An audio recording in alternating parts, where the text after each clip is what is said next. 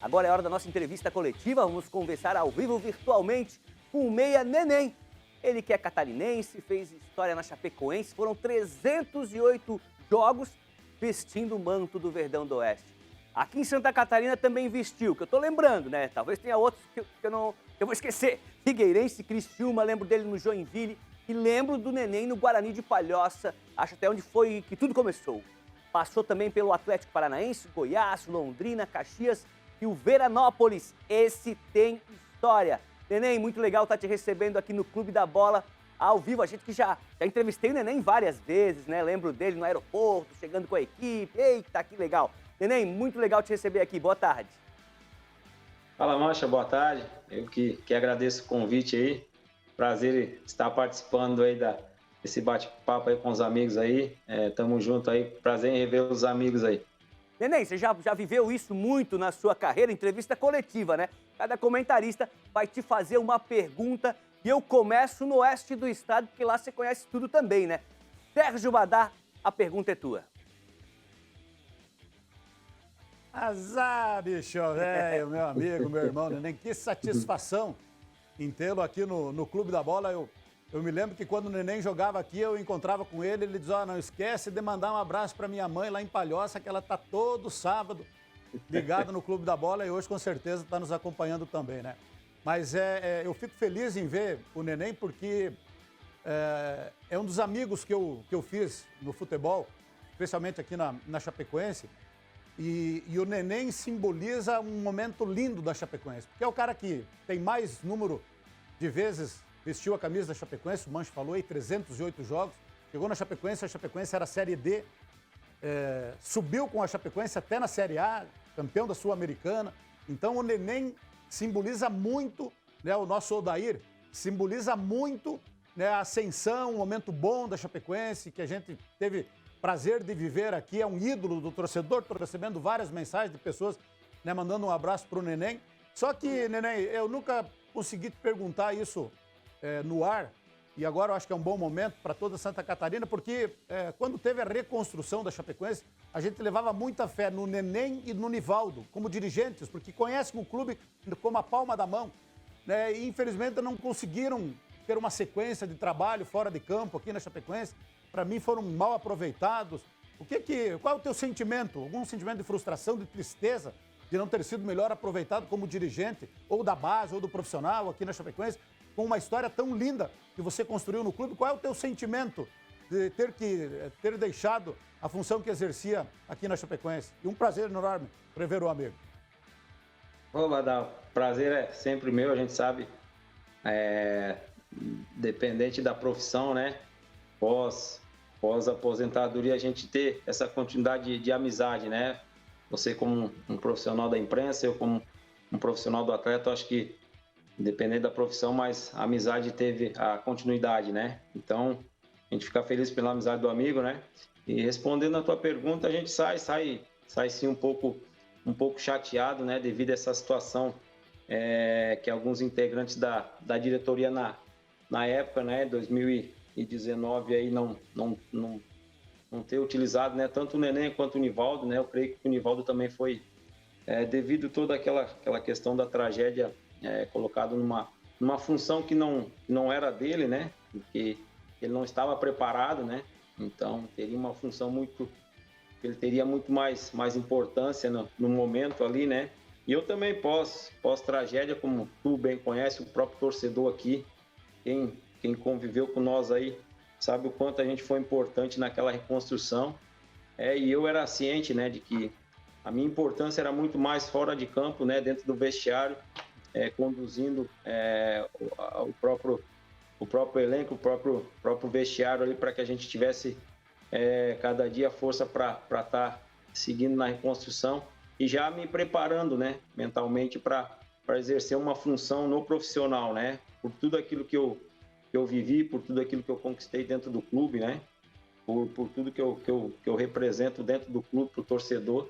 E só que infelizmente depois a gente entendendo algumas situações por questões políticas de alguns diretores que ali estavam, a gente acabou sendo convidado a ser demitido, né? por essas questões, né? Então, a gente fica chateado porque eu tinha, né, em mente essa ideia de assumir um cargo, né, no profissional. Me deram uma oportunidade da base, mas muito rápido, né? E depois acabaram me demitindo por algumas situações que até hoje eu não compreendi, mas faz parte, né? Porque hoje esses próprios diretores que acabaram me demitindo não estão mais, né? Então, a gente fica chateado porque não era daquela maneira que eu queria sair. Inclusive, eu tinha uma ideia de fazer um jogo de despedida diante do nosso torcedor, porque acho que a história que eu criei, que eu fiz dentro da Chapecoense, um atleta que permanece num clube por mais de 10 anos, que veste uma camisa como a da Chapecoense por mais de 300 jogos, merecia, né? Uma despedida diante do seu torcedor, por tudo aquilo que nós vivemos, né, junto com o torcedor aqui. Então, eu saí realmente chateado, né? Não com o clube, não com o torcedor, não com a cidade, no tanto que hoje eu moro aqui, eu resido aqui, eu tenho a minha empresa aqui em Chapecó, sou muito feliz aqui, grato pelo que a cidade, o torcedor me abraçou, né, eu e minha família, porém com esse sentimento, né, que eu poderia ter feito um pouco mais, assim como um dirigente no profissional, né, mas a gente sabe que no futebol às vezes tem algumas peças, alguns integrantes que não entendem nada do assunto e acabam diretamente te prejudicando, mas faz parte, como eu falei, o que fica é o legado que a gente deixou no clube, a história que a gente criou no clube, porque essas pessoas passam, ficam o clube, né? E com esse clube fica uma linda história de conquista que eu criei durante esses 10 anos com a camisa da Chapecoense. Neném, a gente tava vendo, você falava ali, apareceram algumas fotos suas, né? Tá com quantos anos, Neném? Tô com 39, macho. Porque na foto ali parecia 45, hoje na televisão parece 18, pô. Tá melhor hoje, Neném. E outra... Obrigado. Estamos se cuidando. E outra, tem a foto ali com o pessoal do Barcelona, naquele amistoso, Opa. né? Eu percebi que o Iniesta e o Soares colaram em ti, hein? Cola no Neném pra ficar bem na foto. Eles olharam para Aí, ó. olharam pro Neném da Palhoça e olharam, esse aqui é o homem. Esse eu quero sair bonito na selfie. Marcelo Nunes, direto de Itajaí, a pergunta é tua. Ô Mancha, minha pergunta para o Neném, desejando boa tarde a ele, parabéns aí pela carreira, pela história na Chapecoense no futebol. Ô Neném, a gente viu aí, né, mais de 300 jogos com a camisa da Chapecoense. Eu imagino que é uma pergunta complicada que eu vou te fazer, mas assim, de bate-pronto, qual que foi o melhor momento que tu viveu com essa camisa dentro dessa história que tu construiu aí na Chapecoense, hein? Foi esse jogo lá na Catalunha? Foi a conquista da Sul-Americana? Algum dos acessos? Qual que foi, hein, Neném? Boa tarde, amigo. Não, realmente tem. Durante esses 300 jogos aí tem muitos jogos, né, especiais na minha vida aí que eu classifico, né? Eu gosto muito de falar de um jogo histórico para nós aqui, o Badá vai lembrar bem, um jogo diante do River Plate, né?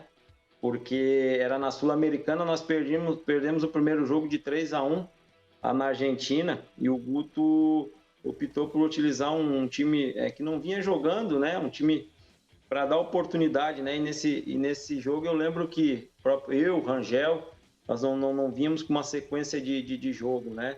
E teve um companheiro meu, Thiago Luiz, na época, né? Eu preocupado em a questão de renovação, ele falou para mim, né? Precisa de um jogo grande para te reacender novamente a tua chama aí com o torcedor, né? E a possibilidade de uma renovação, né? E quando pintou esse jogo contra o River Plate, eu falei para ele, ó, o jogo que tu falou chegou, né? E foi especial porque foi um time que entrou em campo ali com o Kleber Santana, com o Danilo, com o Gil, Bruno Rangel, Ananias. E naquele jogo foi um jogo histórico porque nós praticamente dominamos o jogo inteiro, né? Diante de um gigante que era o River Plate, que vinha de título de Libertadores, de Recopa, um timaço do River Plate, e nós praticamente amassamos eles aqui na Arena Condá, acho que um dos primeiros jogos assim, com um adversário gigantesco como era o River Plate, né? E pós o jogo, nós ganhamos o jogo 2-1, infelizmente não conseguimos o terceiro gol que levava para os pênaltis, né? mas foi unânime, todos falando a partidaça que nós fizemos, né? Dominar um time grande como o River Plate. E naquele jogo eu lembro que, né, o Bruno Rangel fez 2 gols, o time todo foi bem em si, né? Fizemos um grande jogo, o time todo, né? E eu terminei sendo eleito um dos melhores em campo. Então aquele jogo foi muito especial, ficou guardado na minha memória, né, no meu coração. E também esse do Barcelona, não tem como não mencionar esse jogo aí também pela grandeza, por tudo que envolveu, né? Devido à tragédia de você visitar um clube como o Barcelona, tudo aquilo que nós vivemos naquele dia diante do Barcelona, né? Então, jogos especiais que ficam para a vida toda, né? Legal, vamos fazer o seguinte, Neném. Próxima pergunta para ti é do Fábio Machado, do Semensati. O Semensati tá na tela. Vamos com o Renato Semensati, lá de Criciúma.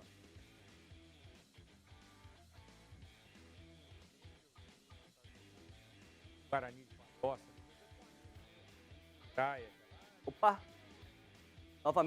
Novamente um probleminha no áudio do Semensati. Vamos tentar resolver. Vamos com o Fábio, então. O Fábio vai de Floripa, enquanto o Renato organiza ali o áudio. Primeiro que nós vamos ter que pegar aí a ficha do Neném e investigar se ele não é meu parente, né? Porque eu sou Machado, Eliel, daqui de Floripa, e eu sou Souza. Minha mãe é de Urupema, meu avô morou em Urubici, eu tenho tio ainda que mora em Urubici. Então, como o Neném sabe manejar uma bola, sabe ter domínio, então provavelmente ele é meu parente aí, nós temos uma afinidade aí. Mas, ô Neném, eu quero falar contigo sobre o teu retorno, né, para o futebol aqui de Palhoça, a característica, né, do futebol amador. Quando eu fiz essa matéria sobre o seu retorno, na minha coluna aqui digital e impressa, a repercussão foi muito grande, foi muito legal, porque havia todo um sentimento envolvido. Eu queria que tu falasse um pouquinho dessa tua volta aí, aqui para o futebol amador de Palhoça. Ô, meu amigo, um abraço. Olha, pode ser que a gente tenha essa proximidade, esse parentesco aí. Um prazer seria para mim.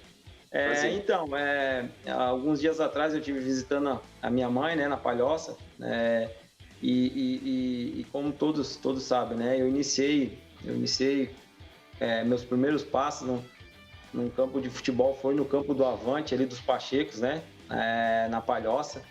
E um desses meus amigos de infância, ele assumiu, né, a diretoria do Avante, né.